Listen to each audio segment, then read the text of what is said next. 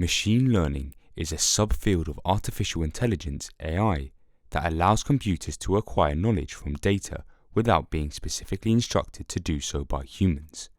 ChatGPT is a perfect example of all branches of machine learning. Machine learning can be broken down into three primary categories: supervised learning, unsupervised learning, and reinforcement learning. The form of machine learning known as supervised learning is the most prevalent type.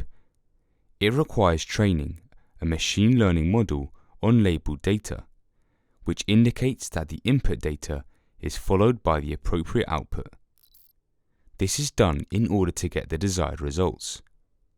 The purpose of supervised learning is to provide the computer with the ability to generate correct predictions of classifications for data that it has not yet encountered.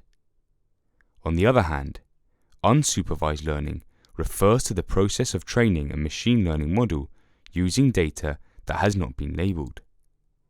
The goal of unsupervised learning is to find patterns or links in data without having a goal in mind for what the learning is supposed to do. One sort of machine learning is called reinforcement learning, and it involves an agent interacting with its environment in order for it to learn how to make judgments.